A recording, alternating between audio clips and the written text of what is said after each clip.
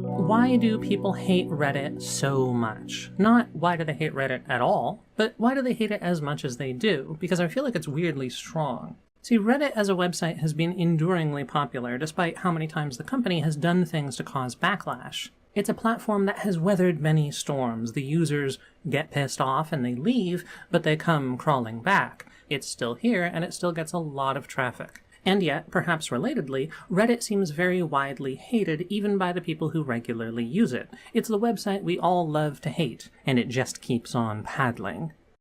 There is something strangely passionate about the disdain that certain people feel for Reddit, for Redditors, Redditisms, Reddit mods, even dismissing certain opinions as Reddit opinions, to imply they're shallow, unoriginal, basic, the result of somebody just copying their opinions from the crowd.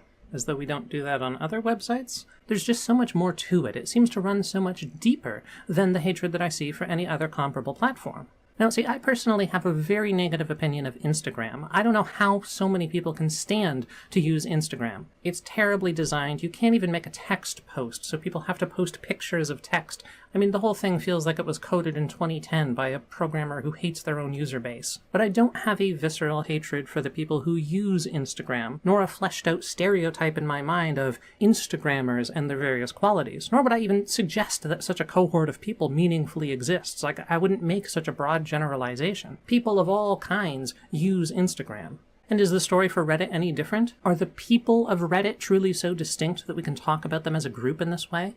The way that people talk about Reddit itself seems to imply as much. To call somebody a Redditor today is intended to invoke a certain and oddly specific stereotype. They're overly pedantic and they love trying to correct, debate, or otherwise one-up other users, especially in what feels like a smug, condescending, or self-indulgent tone. The classic, actually. They're somewhat antisocial, which might be the trade-off for being more tech-inclined, having niche or nerdy hobbies, especially certain anime or video games. They don't groom themselves well, they eat unhealthy but popular snack foods like Cheetos or Mountain Dew, they wear fedoras, which are actually called trilbies. And if they're given any amount of power, like being a subreddit moderator, they power trip and act like they're more important than they really are, and if you want them to unban you from their subreddit, which they probably banned you from for bullshit reasons, they get all snarky and ask you to write an essay groveling for their forgiveness. For various reasons, in various ways, this person sucks and nobody likes them. Or nobody likes him, because it's always a dude. The Redditor is always a white man. Now this image that we've just invoked, this Redditor stereotype that we've fleshed out, really barely exists in reality. And this is the case with a lot of stereotypes, right? Like, it can be vividly described, but it doesn't reflect anyone in particular. You're very rarely going to encounter anyone who is actually like this. I don't think I've ever met anyone who this really describes. It's more like a caricature of some parts of Reddit as perceived by other parts of Reddit that stuck around in the collective imagination not because it's accurate or meaningful, but because it's a catchy insult and a cathartic punching bag. Perhaps ironically, everybody wants to look down on Redditors as a class of people, the common Redditor. Redditors as a group are somehow simultaneously both antisocial freaks and also total normies. They are basement-dwelling basic bitches. In reality, by the early 2010s, Reddit had blown up to become one of the biggest websites on the internet. The only social websites that got more traffic were Facebook and Twitter, and it wasn't that far behind. And today it's much bigger than Twitter. There is no specific type of person who uses Reddit. It's used by hundreds of millions of people all over the world, which means that, of course, most of them are just random normal people. Now, there are some Reddit-specific in-jokes based on popular content on the website, which come and go. These become a source of eye-rolling, ironic joy for Redditors, or for people who hate Reddit, ammunition to make fun of Redditors. For example, if you see a Reddit comment today talking about a cylinder without any elaboration, it's very possible they're referring to a popular Ask Reddit thread from a few years ago, where the joke was they were talking about a penis, but they were too embarrassed to admit that it was about a penis, so instead they spent the whole time asking for advice about how to get a cylinder out of something, and they wouldn't explain the cylinder in any more detail. People found this so funny that referring to penises as cylinders became like a website joke for a little bit. Every collection of people, every family, every group of coworkers, every user base of a website is going to develop some kind of stupid in-jokes, but for some reason when Redditors do it, well, their in-jokes are cringe and bad, because Redditors are cringe and bad. It's not really clear to me what is worse about Reddit in-jokes than the kind of in-jokes you would find on any other platform, unless you just already hated Redditors anyway, in which case, yeah, it's just ammunition. You were probably just going to make fun of anything that Redditors happen to say. Another quirk of Redditors, it's kind of an in-joke, but something that a lot of people make fun of when they're making fun of Redditors is saying, "Thanks for the gold, kind stranger." Reddit Gold is an imaginary currency the website uses that basically doesn't do anything. When you make a new account today, you're given a small amount of Reddit Gold for free, and then if you want more, you have to pay. But in the early 2010s, there was no freebie. The only way to get any amount of Reddit Gold was to pay real money to the website. And then the only thing you could actually do with this Reddit Gold once you had acquired it is give it to a comment, after which that comment would have a little marker saying this comment got Reddit Gold. It was basically like an upvote, but a fancier upvote that you had to pay real money to give. Back then you might have seen a message with 200 upvotes, 2 Reddit Gold, or whatever. And how much Reddit Gold all of a user's comments receive would accumulate on their profile over time in the same way that all of their regular upvotes do. So Reddit Gold was an attempt at creating an additional revenue stream for Reddit by providing a voluntary and purely aesthetic purchase, like buying skins in a video game or buying little doodads for your Discord profile. The problem became that if somebody gilded your comment in this way, the website itself would send you an official-looking message to let you know, and they made it sound like a rather significant or meaningful honor and privilege. Somebody has gilded your comment. Oh my goodness, they spent real money on you. But they also wouldn't identify who sent it.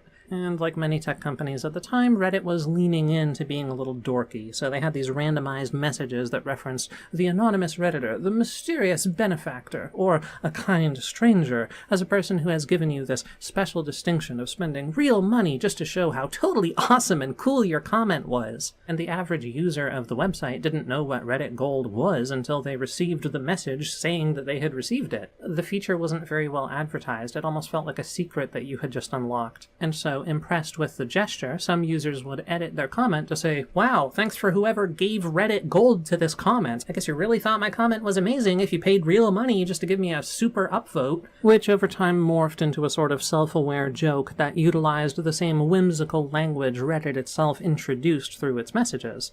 And the one that stuck around the most was kind stranger. Thank you, kind stranger. Even though most comments that received Reddit Gold were not edited to give thanks, most of them that were edited just had a generic thank you message. They didn't say the thank you for your gold kind stranger thing. Regardless, thank you for the gold kind stranger became a Reddit meme, and that's what it originally was it was Reddit users having a poke of fun at Reddit. But then over time, this became a means of insulting not Reddit, but Reddit users, by implying they're all cringy, fedora-tipping dorks who feel the need to say dorky-sounding things like, "Thanks for the gold kind stranger," which gives off a certain pseudo-medieval thanks milady vibe in the post-Gamergate SJW cringe compilation web culture. Here again, I doubt it's the origin of anyone's grievance. It feels more like the kind of thing that you would latch onto to make fun of Redditors once you've already come to hate them for other reasons. I don't think a neutral person is going to take on a hatred for Reddit based on this harmless, if lame, behavior, and then churn it into the kind of persistent and burning resentment that Reddit often receives. I guess to understand where it comes from, what I would ask is, what actually distinguishes Reddit from every other app or website that people use? For most Reddit users, the app is basically just a content feed. They open it on their phones and they scroll down, and then that's it.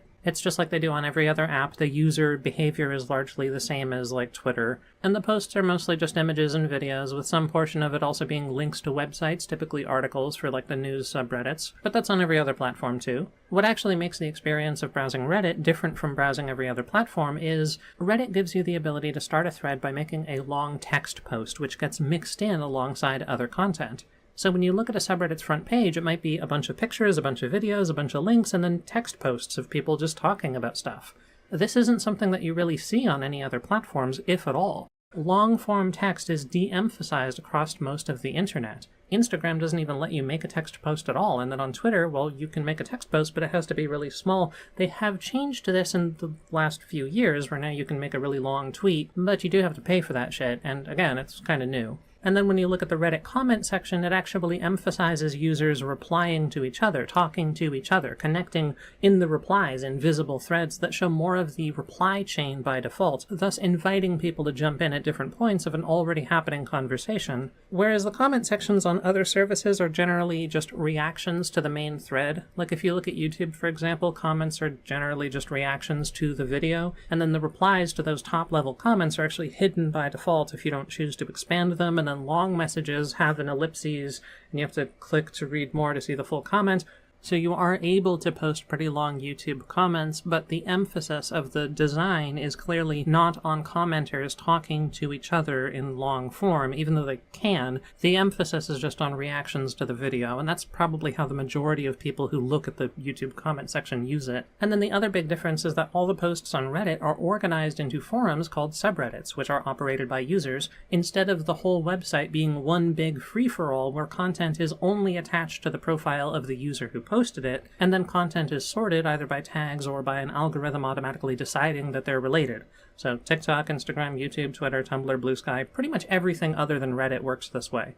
The short-form content on Reddit, the memes and videos and quick tidbits, are about the same as what you would find everywhere else. In fact, some of the most popular content on Reddit is literally just screenshots of Twitter. But then in addition to that, Reddit at least tries to facilitate more long-form discussion as well, and actually encourages a back and forth between users, which seems like a positive difference. It seems like this is something that would make it better than other websites. Like, there's no way that the average discourse happening on Reddit is dumber than what's on Twitter, Facebook, Instagram, or YouTube comments, right? Like, if you think that Reddit is stupid, what other website are you using where people are so smart? Like, maybe Reddit is stupid, but if so, then every other website is even more stupid.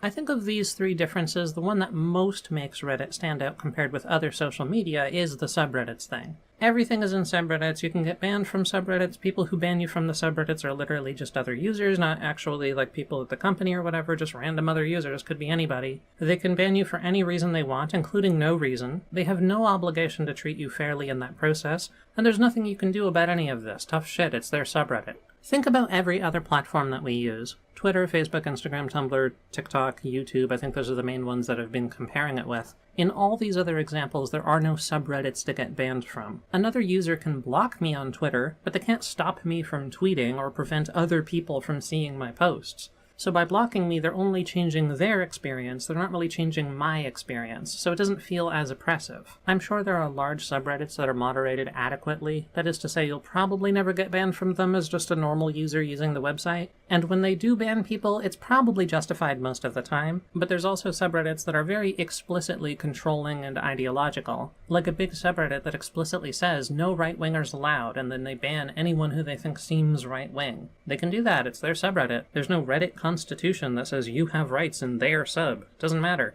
They could make an automod rule that automatically bans anybody who says the word purple if they wanted to. Actually, it's possible that if you made a rule that was like no gays or no black people or something, maybe the admins would step in at a certain point. But I've never heard of a subreddit getting in trouble for its moderation. As far as I know, in practice, you can ban for any reason you want. So as a website, Reddit is kind of like thousands of smaller websites sewn together, and there's a great amount of variation in how well each of those little websites are run. Almost everybody who uses Reddit eventually ends up having some bad experiences with some subreddit mods or another, maybe several. I've personally been banned from quite a number of them at this point.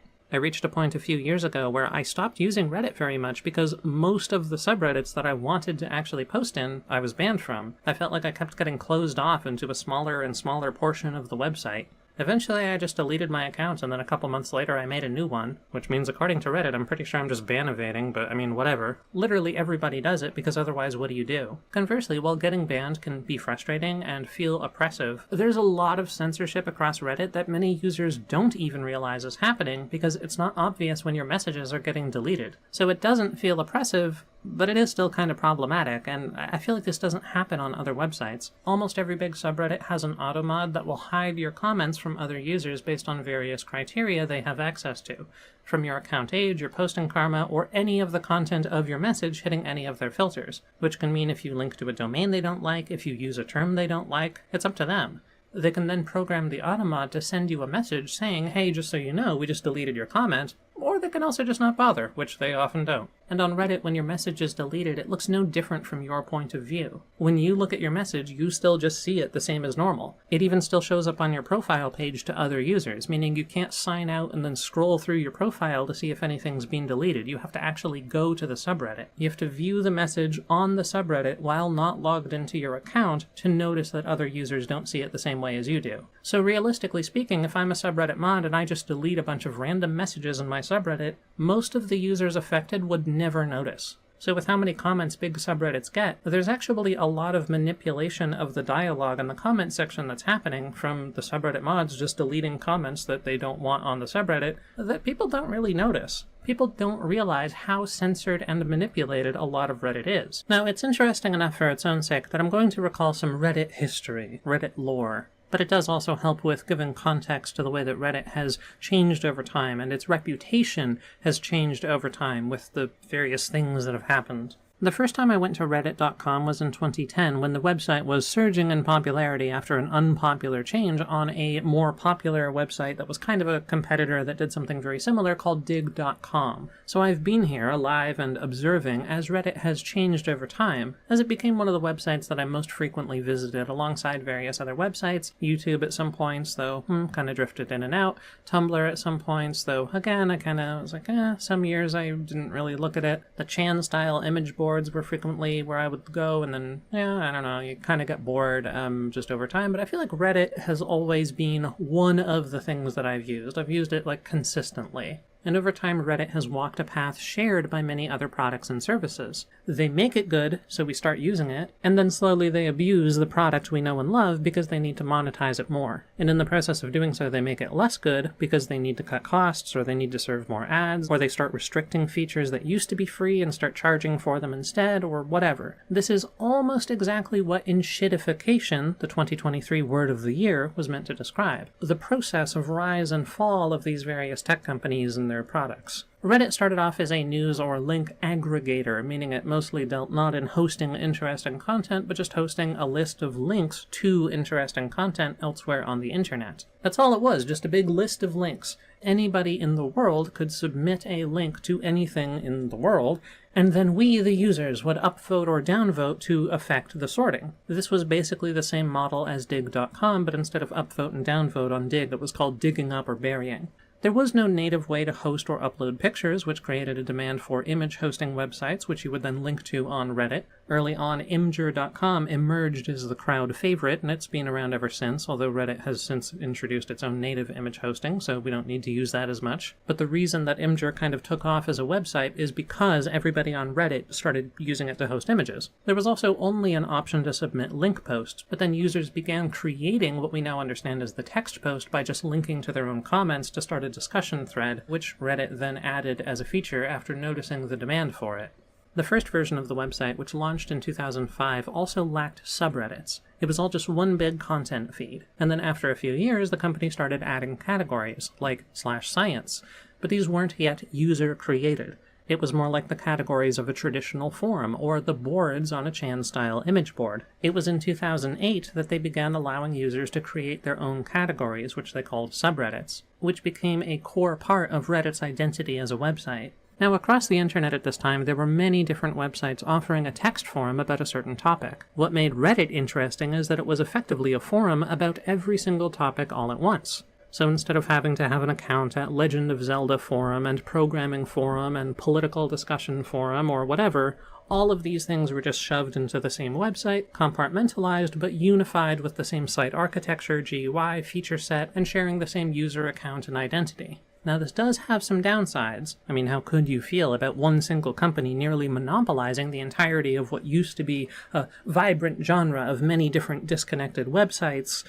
But clearly it also had some advantages. Now that's for Reddit of 2010, 11, 12, 13, really the golden age of Reddit as a website. I miss how it looked back then. I remember the company CEO at some point said that the old look turned people off and described it as dystopian Craigslist. But I'm here to tell you those new users are wrong. I miss the Craigslist aesthetic. The modern layout just looks terrible. And don't tell me I'm just against change. I've adapted to many site and app redesigns over the years. We might dislike them a little bit at first, but we get used to it, and sometimes we even admit that the new design is better in various ways. I have never got used to the Reddit redesign. I gave it a fair chance. I tried updating and using it exclusively. I've tried numerous times. It really does just suck.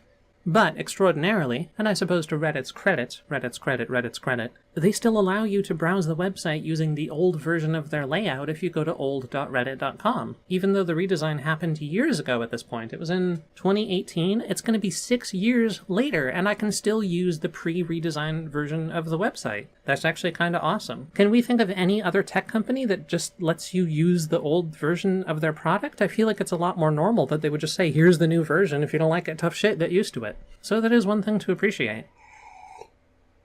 But let's also talk about the evolution of Reddit's culture. More important things have changed along the way than the site's appearance. At first, the company was very hands-off. It's actually very common for tech companies to be founded and run by rather libertarian-minded people. People who believed in the freedom of the internet. We're just gonna free everyone with the power of the internet. In 2012, one of Reddit's co-founders named Alexis Ohanian described Reddit as a bastion of free speech. A bastion of free speech. They wanted the website to be open to people of all interests or opinions or perspectives, even those they personally disagreed with. But whether or not they would have eventually caved anyway, a combination of legal obligations and reputational risk forced the issue. In fact, this had already started before he made that statement. In 2011, people had become aware of a subreddit called Jailbait, which was focused on sharing suggestive but not nude photos of underage girls. So they're baiting you with stuff that's illegal, so you would get in jail if you were,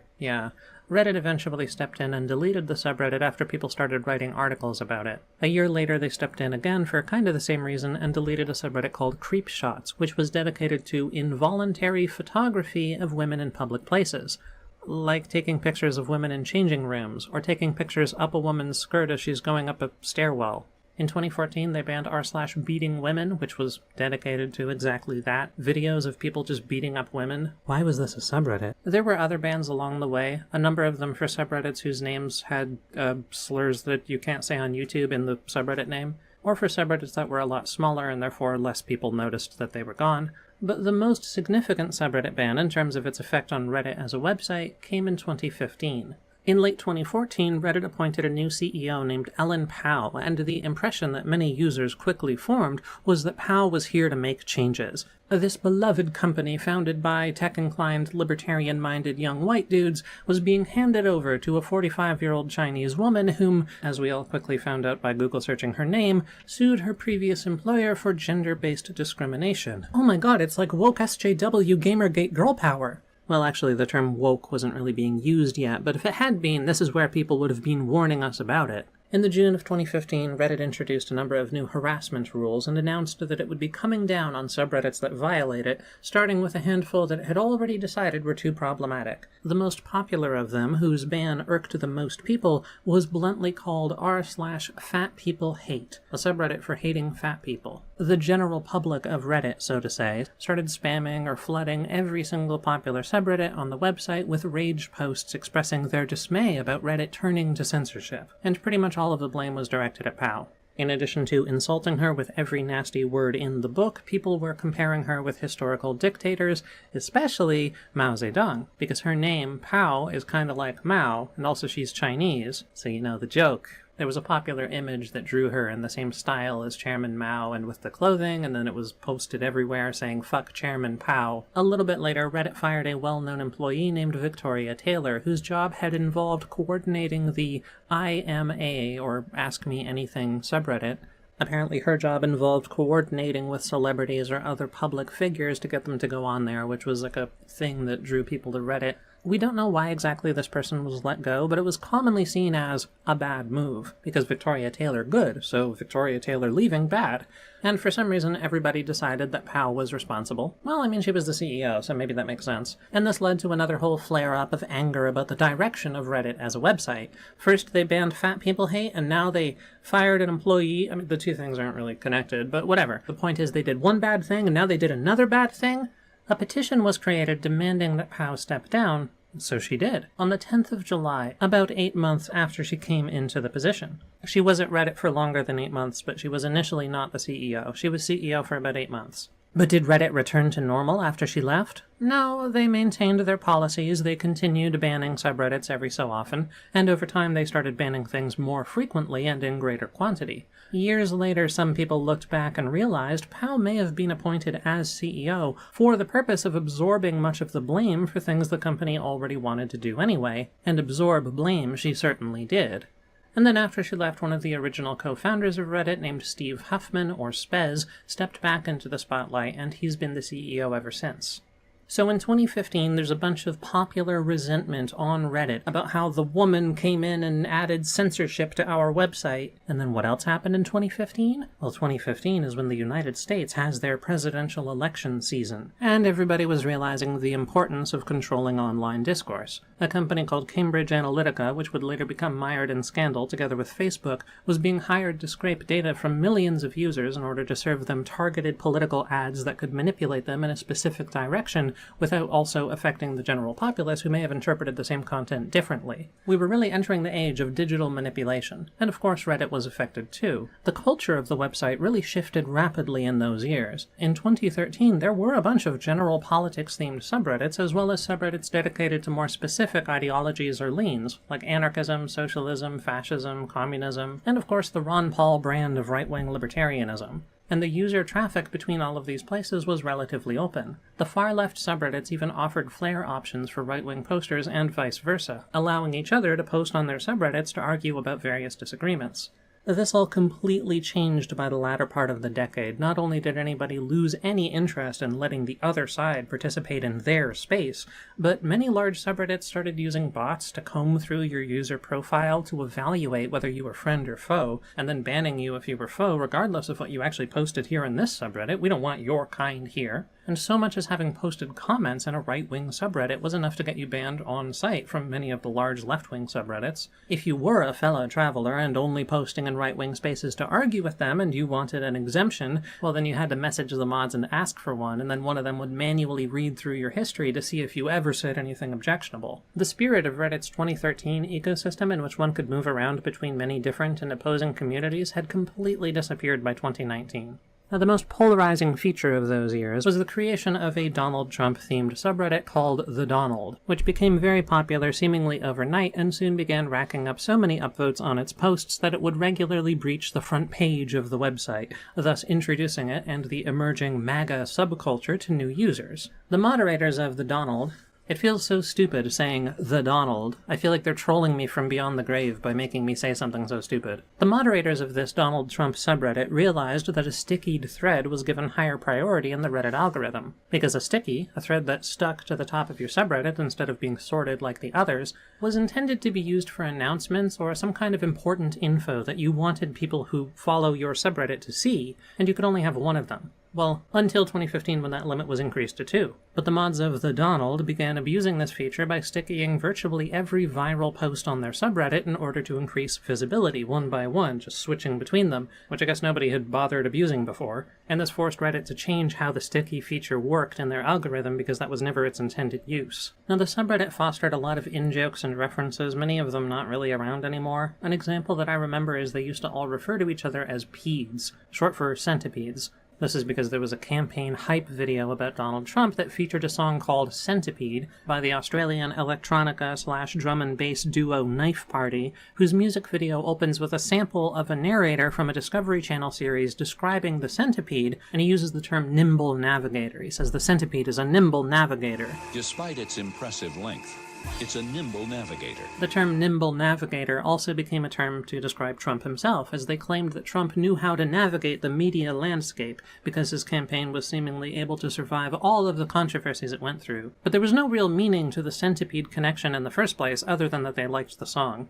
Another largely forgotten reference is that they used to refer to Hillary Clinton as a side of beef for some reason, and they regularly implied that Hillary Clinton had the power and influence to have people assassinated. The conspiracy theory about the murder of Seth Rich, a young DNC staffer who was shot in 2016, and the more specific theory that he was killed on order of the Clintons because maybe he had something to do with the DNC email leaks. It may not have first originated on The Donald, but here it was definitely popularized and inculcated, as with many other conspiracy theories. The fantasy that Hillary killed Seth Rich because he was the one who leaked the DNC emails to expose Clinton's corruption served as a convenient distraction from the truth, which is that Seth Rich had nothing to do with the DNC email leak, and those so-called leaks were actually the result of Russian hackers who were working in coordination with the Trump campaign, specifically Roger Stone.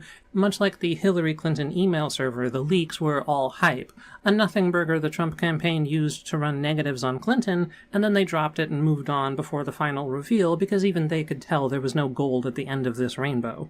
But the die-hard Trump supporters couldn't admit to or process any of this, and it's easier to deny reality by making up a narrative of your own to take its place, instead of just covering your eyes and going, la la la, I can't hear you, and trying not to think about it. You have to replace the reality with some kind of alternative. And this one, the Seth Rich was ultimately murdered by the Clinton conspiracy theory, which I feel like we don't really hear about anymore, but this was a big deal back then. It serves the dual purpose of distracting from the Trump coordination with Russian hackers, but then also further casting Hillary as corrupt and unscrupulous. The Donald subreddit garnered a lot of attention, mostly for negative reasons. They were constantly breaking the rules and pushing the envelope, basically daring Reddit to act while being given a lot of leeway, but complaining about being censored and fighting an uphill battle the entire time. If you're ever curious and you want to see what a shithole this place was, you can just go to archive.org, reddit.com/thedonald, and it's very well archived. You can just pick any random day. Oh, the styling is all fucked up on this archive. Like, these rows are not displaying properly, but you can still see the titles, and you can see, like, they just repeated a lot of the same shit over and over and over. Like, they would just upvote kind of very similar content almost every day. Memes, tweets, conspiracy theory shit, side of beef. So I can't open the picture, but that's some kind of meme about Hillary Clinton. They loved just repeating their own memes over and over. Botched robbery, they left... look at... This is a Seth Rich post. Like, I picked this at total random, and they're just... It's because they brought this up constantly. So the chances of you landing on a day where they're posting something about Seth Rich, I imagine is pretty high, because, yeah, Obama wired to more conspiracy shit, stuff from Hannity.com. That psychopath was playing into all of this.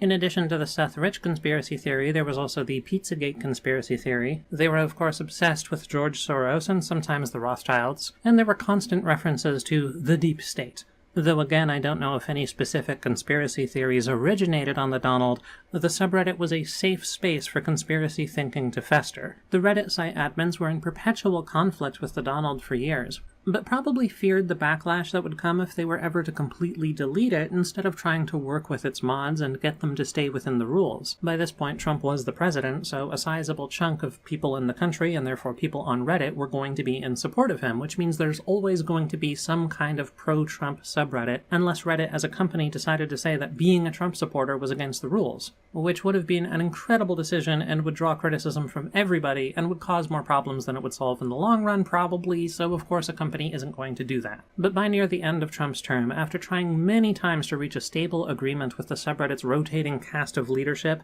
and things still getting out of hand every few months, the subreddit was quarantined, a new status that meant the subreddit's posts wouldn't be visible to the rest of the website. Now, you could still see everything on the subreddit, but in order to do so, you had to explicitly go to the subreddit URL, reddit.com/thedonald. You couldn't just find it by browsing the website.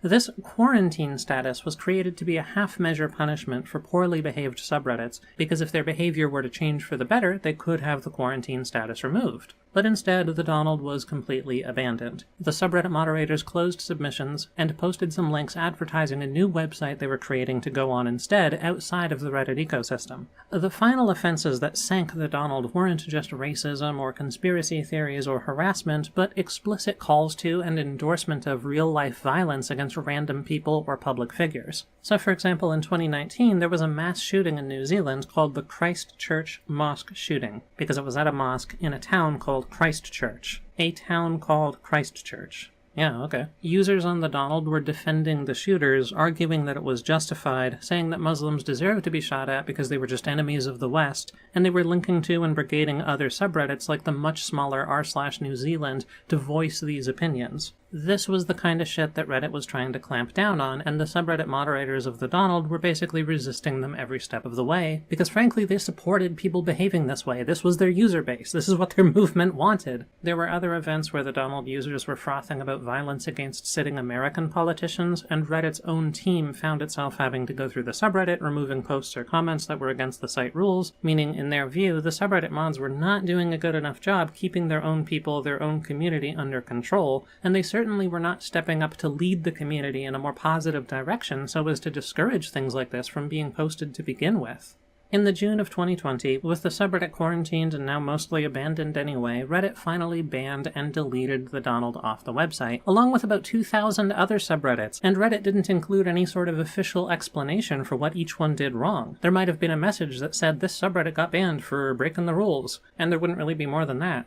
A few noteworthy examples were the far-left subreddit called Chapo Trap House, and a subreddit that was critical of trans people called Gender Critical. This is how many subreddit bans have happened. They come out of nowhere. The people in charge of the subreddits don't see it coming, they're not really given warnings or chances, but presumably they were on Reddit's radar for some time while Reddit was compiling this list of subreddits to ban. This brings me to a broader topic, which is the dynamic between Reddit as a company and its subreddit moderators, and how this changing relationship due to actions taken by the company has affected Reddit's culture over time. Now, alongside their conflict with the Donald, there's been a creeping pressure by the company to make subreddits err on the side of censorship over time. They've spent years creating a chilling effect by insisting that subreddit mods enforce the site rules, while changing those rules every so often and being very unclear about how to interpret their rules, or interpret where the line is meant to be drawn. They wouldn't flesh out anything in concrete examples, they wouldn't answer direct questions about whether a certain thing was or wasn't allowed. It was kind of left to moderator discretion, but it kind of also wasn't, because if you got it wrong, then you would be in trouble. You as a moderator would get in trouble. Moderators were left often not knowing whether they did or didn't have a responsibility to delete something.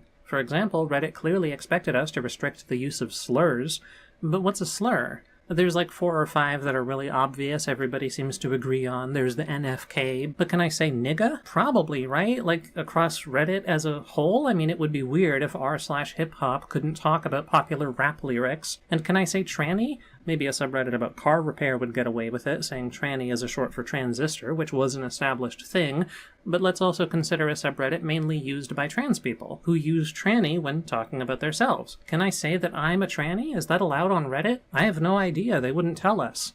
And what about some of the lesser used ethnic terms, where maybe it's a slur, or maybe it's just a word for a certain group, and it's not really hateful? I mean, who's to say whether it does or doesn't qualify? 2 real examples that I encountered were, we got a report about somebody calling a Russian user a Ruski, which is an old term for Russians. Is Ruski a slur?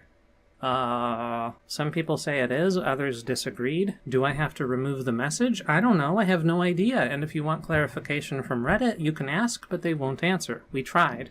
Another example where I wasn't sure was the term mulatto. A user once complained about somebody using mulatto, but I had heard mulatto before and I didn't think it was a slur, but I could find examples online if I went searching for it of people referring to it as a slur, so I guess people disagree about whether this thing is a slur or not. So what side does Reddit take? Like, what side am I as a subreddit moderator supposed to take?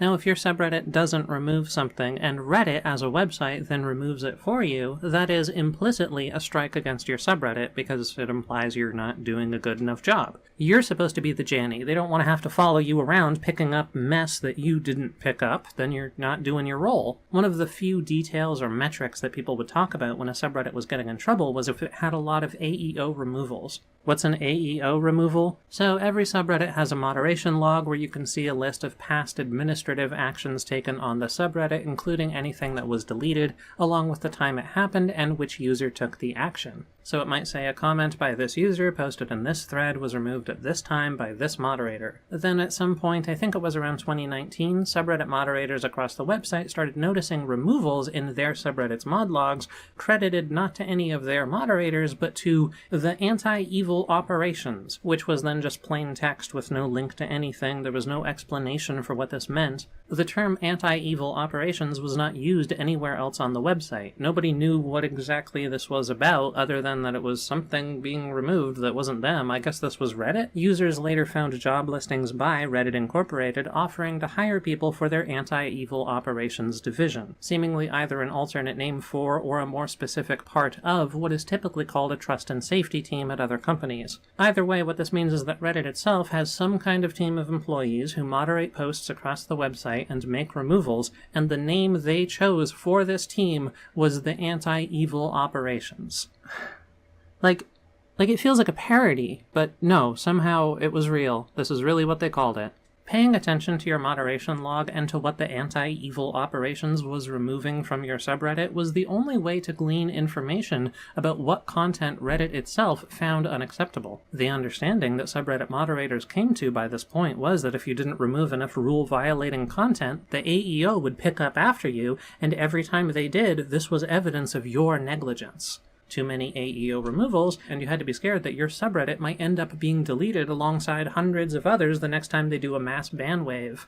This fear, ambiguity, and lack of communication caused people to reason that if you weren't sure whether something should or shouldn't be allowed, it's best just to delete it. Better safe than sorry. Don't want to piss off Reddit. Don't want to get in trouble with the Anti-Evil Operations. Reddit has an automod tool that every subreddit can use to implement a word filter, which we used at first to block the most obvious 4 or 5 slurs, but after a while we were using this to block a lot of words and phrases. Which words and phrases? Well, basically anything that seemed like it could be against the rules, maybe. Big subreddits get thousands of messages a day. Am I supposed to comb through all of them? Was that the expectation? I don't think anybody realistically did. Of course we were just going to try to automate some kind of word filter thing. Then one day we noticed an anti-evil operations removal for a message in which somebody said they wanted to shove a broom up someone's ass. And there's no way that I could have written a filter to block that specific sentiment. And really, I mean, what are we doing? Is this really against the rules of the website? Are you really going to ban a subreddit because somebody said that they were going to shove a broom up someone's ass? Was I expected to read every message on the subreddit to ensure that nobody was saying they wanted to penetrate another person with a wooden stick? It seemed so unimportant, but we got a fucking AEO removal for it, so what am I supposed to do?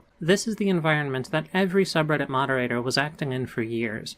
The implicit message from Reddit's behavior was that the era of hands-off moderation was over, and that even mildly offensive comments might be over the line. We could no longer just tell people, if another user is pissing you off, block them and leave it at that. And blocking the most extreme slurs was not enough. We had to become more conscientious about what users were allowed to say, otherwise our entire subreddit might end up on the chopping block. So if you don't like the way that subreddit moderators act sometimes, well, yeah, but this is part of the reason. They are kind of pushed some distance toward acting in a certain way because the system they're a part of sucks. They're basically doing free labor to run this company's website for them under these annoying circumstances where they have pretty few tools to deal with anything they're working with, just a word filter and a ban button, and yeah, it's really unclear what they're supposed to do, and they're moderating under a situation of ambiguity and fear.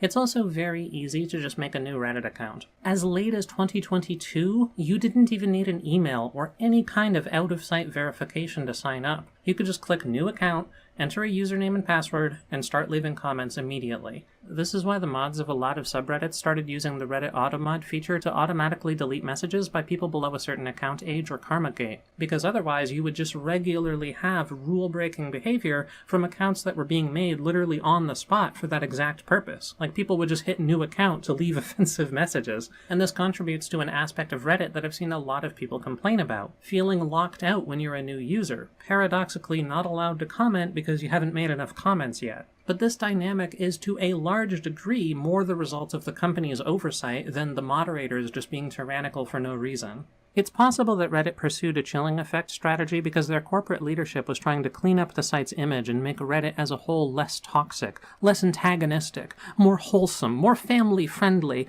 more child-friendly, more advertiser-friendly, all leading up to that 2024 IPO, getting as much value out of the platform as possible. And hey, just threatening to delete your subreddit if you didn't do a good enough job for them was the easiest way to accomplish this result, transforming their grimy bastion of free speech of the early internet into an inoffensive and corporate-friendly forum hoster.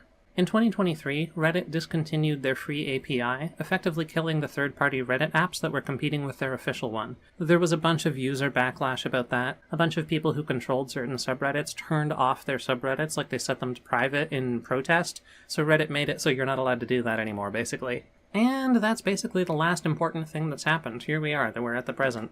Reddit has existed for so long and has centralized so much of the forum activity on the internet that it's very difficult to compete with it. It's at the final stages of enshittification, and yet what it offers, the ability to easily create and run your own web forum without having to host your own domain and do it all yourself, is something that no other website is really competing with. If there are any Reddit competitors, the average person hasn't even heard of them. Interestingly, Reddit is one of the only social websites that still feels noticeably left-wing in the politics of its user base. TikTok is definitely associated with left-wing perspectives as well, but there's also a presence of right-wing content there. If you're a right-wing user, you can get into a right-wing algorithm and just get served right-wing content that you agree with, and then it feels more like browsing a right-wing app.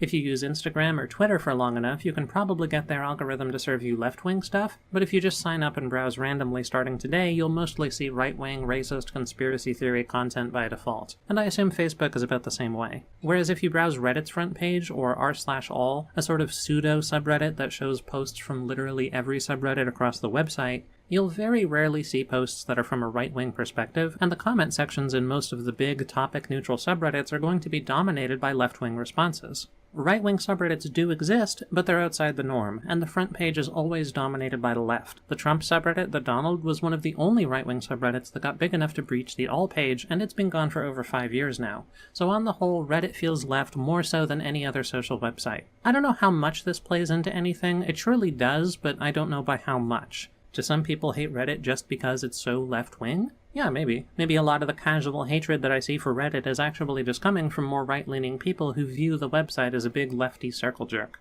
Maybe if there were more big right-wing subreddits, or if Reddit did more to personalize what you see and only serve right-wing users more right-wing posts, that would soften their view of it. But I feel like people are always going to be aware of what the front page content is, so long as the left-wing side of Reddit is bigger, all the right-wingers are going to look at the front page, see that it's dominated by lefties, and then they're going to think to themselves, oh, rabble, this is a left-wing website. TikTok, gaining a lot of right-wing users, made right-wingers hate TikTok less because it went from an app being full of liberals and lefties whom they hated to being an app that actually showed them a lot of based videos they agreed with. Now personally, I really dislike how many subreddits have seemingly been taken over by far-left users, leaving not very many places on the website that are actually friendly to moderate liberal perspectives, despite that being the majority of the population, but I don't think this is really Reddit's fault, so I'm not gonna go on about it too much. Liberals just need to do a better job fostering their own spaces and distinguishing ourselves from left-wing authoritarian entryists who want to try and control the opposition media. And I don't think political lean is really the end of the story, as I have seen a lot of more moderate, centrist, or left-leaning people who exhibit the same sort of oddly passionate hatred for Reddit that I began with examining. When they talk about it, they more focus on their perception of the cringe, normie culture of big subreddits, referring to the perceived behavior of Redditors as a cohort. After thinking about this for a while, I returned to the list of differences between Reddit and other social media that I made earlier. Well, I say list, it was just 3 points. The first 2 were basically long text. It has long posts and it emphasizes commenters talking to each other, so they're both kind of just about text. Big text. I'm not the first person to say it feels like society is losing its attention span lately. The stuff that people spend their time paying attention to has trended increasingly shorter in length, and people are just on their phones all the damn time. I feel some dismay whenever I look at the analytics on a subreddit or for my YouTube videos and I see that more than half the traffic is from people browsing on mobile. What's wrong with you people? Relatedly, people have become less and less comfortable with ever not being stimulated. It's like people have a need to always have something in front of them, to always be watching something or listening to something. Their lives can no longer have any downtime. They never just sit in quiet, they never just do chores or go for a walk or ride a bus without playing a game on their phone or listening to a podcast or something.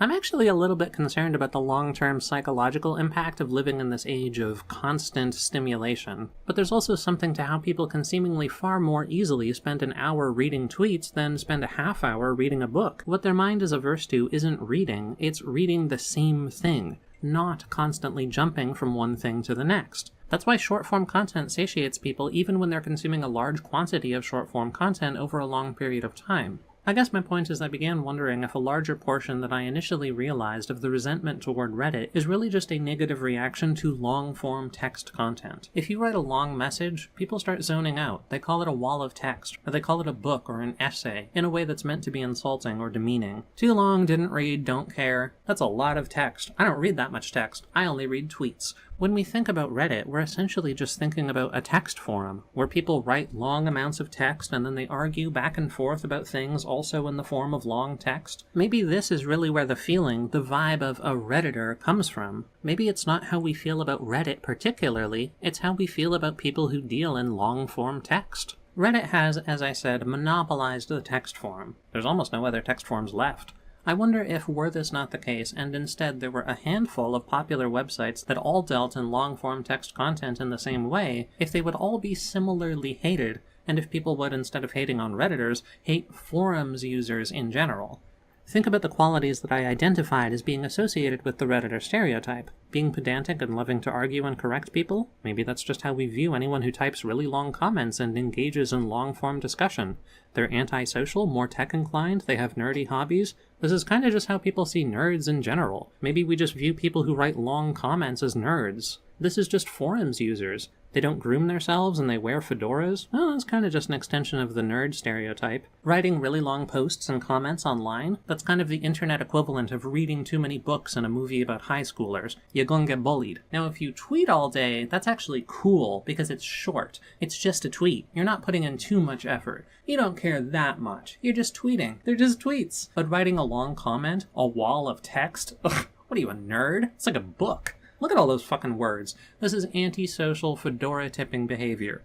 And then the rest of the stereotype just comes from bad interactions with subreddit moderators. And that's part of why I bring up Reddit's history, to convey a sense that Reddit didn't used to be so bad in this respect. Most subreddits used to be a lot more open and hands-off, with the heavy work of removing, like, illegal content being done by the company. But over time that burden shifted to a point where now it's been thrown entirely on them, the subreddit moderators, who are not paid, they're not specialists, they're just normal people like you and me, but who volunteer to be moderators for the communities they're interested in, and which Reddit is dependent on in a way that no other website really is. I know people react really negatively if you try to give too much credit to people who moderate stuff online. I know they're just the Jannies. But for some of the more involved subreddits, what they're doing is basically the equivalent of being a community manager or coordinator, which is an actual job, or at least it used to be. If a company wants somebody to run and maintain a forum and engage with their fans, organize events, I mean, this is work. It is time-consuming work that somebody has to do. But through a combination of coordinated manipulation of the website by outside actors, often for political purposes,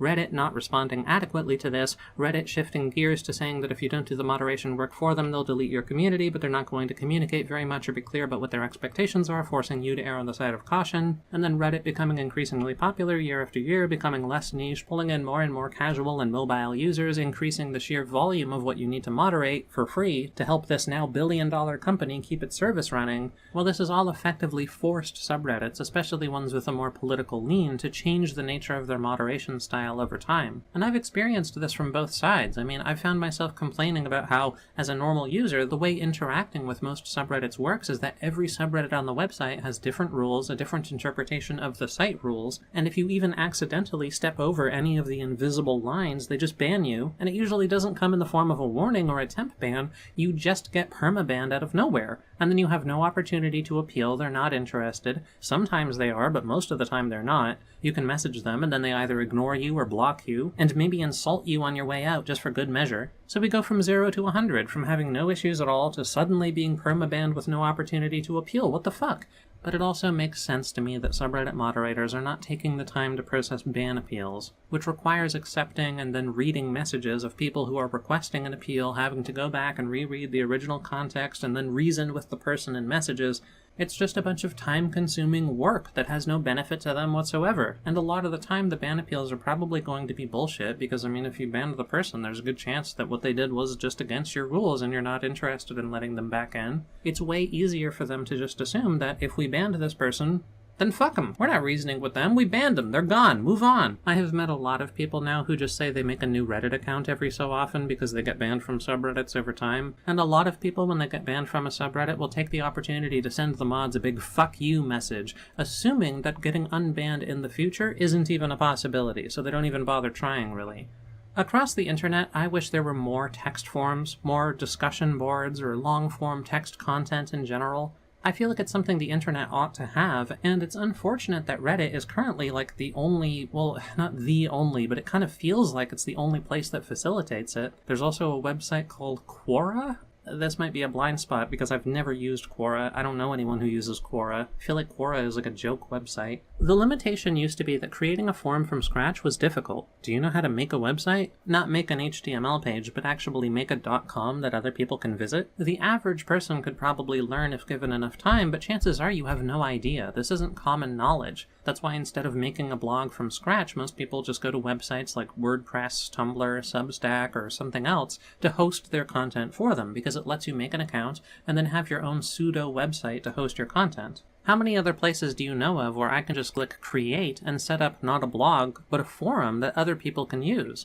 Reddit filled that market space perfectly. Why did nobody else? And that original vision of Reddit is still fundamentally a good idea. That's why Reddit is still a website that people are using today, no matter how many times Reddit the company has done things that people don't like. The fundamentals are still there. It's a web forum. It's a place where you can make your own web forum easily with the press of a button. People like web forums. We want web forums! I was thinking recently about what I would do to improve on the idea of Reddit if I were making my own website to be like a Reddit alternative. I feel like the main conflict just springs from how the website needs to be moderated. Every other tech company also needs their website's content to be moderated, but because of the forum concept, Reddit is able to force this burden onto user moderators. And if I simply didn't do that and just built up a trust and safety team that took on the responsibility of banning people who break the site rules, then things could be a lot better.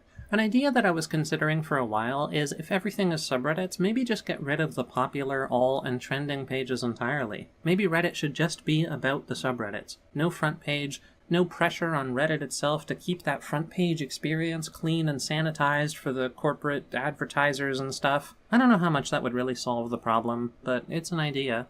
Then I thought about it for a while, and I actually think that having a shared front page, a default listing that everybody sees in the same way and which captures the most popular content from across all categories, is actually a really good thing that we should try to hang on to. It's not necessarily good for the website or for the business, but I mean for broader society. It's good for us. I feel like there's something really negative about how personalized the internet has become, to a point where you and I can open the same apps or websites and see completely different content. We exist in two different, disconnected online realities, instead of having shared cultural touchstones that everybody knows. That's how it used to be. Some people now refer to it as the monoculture, which makes it sound a little weird, but it just meant how back in the day there would be like a big phenomenon, like the Titanic movie. Everybody knew this movie. It wasn't just like a niche thing that got served to some internet communities. There was no algorithm that was serving specific content to specific people. There was just big things that everybody knew. And there is room for some personalization, but having these big shared things also seems good, and Reddit has maintained this better than the rest of social media, where literally everything is now a For You page.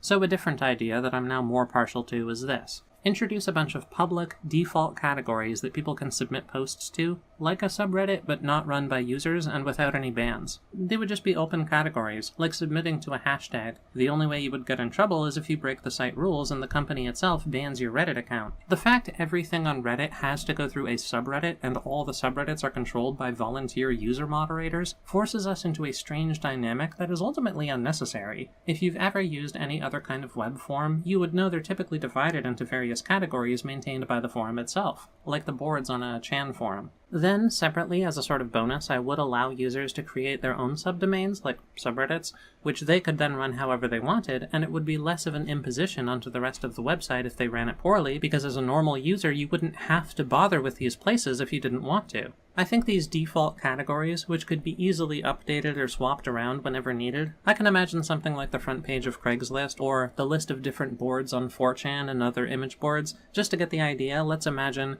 news, politics, memes, gaming, pictures, animals, movies, art, music, baseball, hockey, soccer, football, anime, travel, fitness, dating, guns, religion, science, and some of the well-known Reddit staples like Today I Learned, Ask Reddit, Shower Thoughts, and Am I the Asshole? And Reddit could also just hijack the existing subreddits, because who even are these fucking people who run enormous generic purpose subreddits like r/pics? I mean, if their function is so valuable, maybe offer them a position at the company, have them be a community manager or whatever on your trust and safety team. Every other social media company has to have a bunch of people who keep the place running. I feel like a setup like this, while it would take some resources by the company to set up, could reduce the conflict between users and moderators, reduce the general stress placed on moderators to run the website, and significantly reduce how much completely unnecessary censorship occurs across the whole website, because you would no longer be offloading the moderation responsibility onto volunteer moderators who don't know where the line is drawn but err on the side of invisible censorship because they're scared of you deleting their subreddits and taking their power away. User-created subreddits could still exist for things that are more specific, niche, or personal than the general posting categories, and they could feel free to be run however they want, just like now, but a lot of the focus would be taken off of them, which is a good thing because what I'm supposing is that that focus is what a lot of people don't like about Reddit.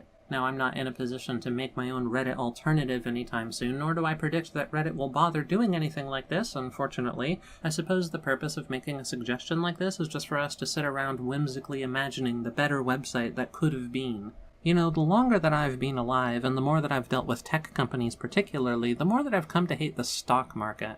When a company is publicly traded, their leadership is forced to answer to investors and to a board of directors, whereas I feel like the only way a company can stay good is if it's owned by a principled person or small group of people who actually care about their end product being good. And the stock market just doesn't select for that. The stock market would fire those people and replace them with somebody who continues the enshittification process. Now that you have such a large user base who are already invested in using your service, and who are unlikely to leave even if it gets worse because of the network effect of how many other people also use your service, before just moving on to the next company. So, note to, whoever it may concern. If I ever make a company and I get a popular product like this, please remind me to never give up ownership of it or allow it to become publicly traded. Because at that point, why even fucking bother? I may as well just use whatever shit is already on the market.